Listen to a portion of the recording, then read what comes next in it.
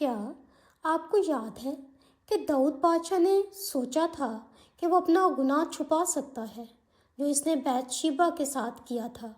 لیکن دیکھو دروازے میں کون ہے؟ یہ ناتن نبی ہے۔ وہ خدا کی طرف سے بھیجا گیا ہے۔ خدا بہت مہربان ہے۔ وہ چاہتا ہے کہ داؤد اپنے گناہوں کو جان لے تاکہ وہ توبہ کر سکے۔ نبی ایک کہانی سناتا ہے۔ ایک شہر میں دو آدمی رہتے تھے، ایک امیر اور دوسرا غریب۔ امیر آدمی کے پاس بہت زیادہ بھیڑیں اور مویشی تھے، لیکن غریب آدمی کے پاس سوائے ایک بھیڑ کی پٹھیا کے کچھ نہیں تھا۔ اس نے اسے پالا اور یہ اس کے بچوں کے ساتھ بڑی ہوئی۔ وہ اس کے ساتھ کھاتی اور اس کے پیالہ سے پیتی، یہاں تک کہ اس کی گود میں سوتی۔ یہ اس کے لیے بیٹی جیسی تھی۔ اب ایک مسافر امیر آدمی کے پاس آیا، لیکن امیر آدمی مسافر کے لیے کھانا تیار کرنے کے لیے اپنی ایک بھیڑ یا مویشی نہیں لینا چاہتا تھا۔ اس نے غریب آدمی کی بھیڑ لی اور اپنے مہمان کے لیے پکائی۔ یہ کہانی سن کر داؤد بہت ناراض ہوتا ہے۔ وہ نبی سے کہتا ہے، اس آدمی کو مرنا چاہیے۔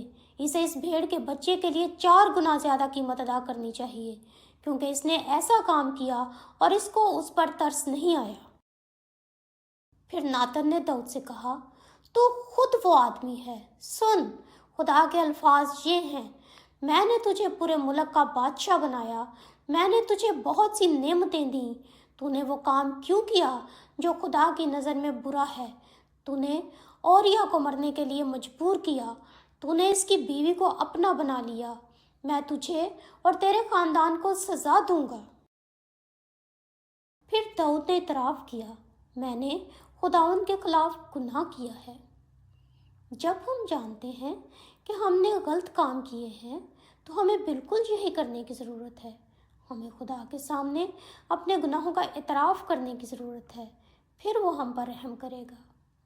ناتن نے جواب دیا، خداوند نے تیرے گناہ کو دور کر دیا ہے، تم مرو گے نہیں، لیکن تمہارا بیٹا وہ مر جائے گا۔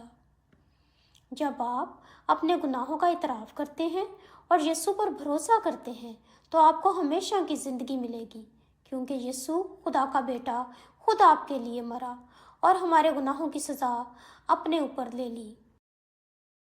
ناتن نبی کے وہاں سے جانے کے بعد داؤد اور بیت شیبہ کا چھوٹا بیٹا بیمار ہو گیا۔ داؤد دعا کرنے لگتا ہے۔ وہ بچے کے لیے خدا سے التجا کرتا ہے۔ وہ کھانا نہیں کھانا چاہتا۔ وہ راتیں زمین پر لیٹ کر گزارتا ہے، لیکن 7ویں دن بچہ مر جاتا ہے۔ پھر داؤد زمین سے اٹھتا ہے۔ وہ خود کو دھوتا ہے، لوشن لگاتا ہے اور کپڑے بدلتا ہے۔ پھر وہ عبادت کے لیے خدا کے گھر میں جاتا ہے۔ ہاں، وہ جانتا ہے خدا کبھی غلطی نہیں کرتا، وہ رحم کرنے والا ہے۔ پھر اپنے گھر واپس جا کر کھانا کھاتا ہے۔ اس کے بندے حیران ہیں، تم ایسا کیوں کر رہے ہو؟ جب بچہ زندہ تھا تم نے روزہ رکھا اور روئے، لیکن اب جب بچہ مر گیا ہے تو تم اٹھے اور کھانا کھایا۔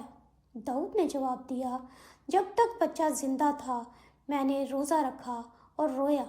میں نے سوچا، کون جانتا ہے کہ خدا مجھ پر رحم کرے اور بچے کو زندہ رکھے، لیکن اب جب وہ مر چکا ہے تو میں کیوں روزہ رکھوں؟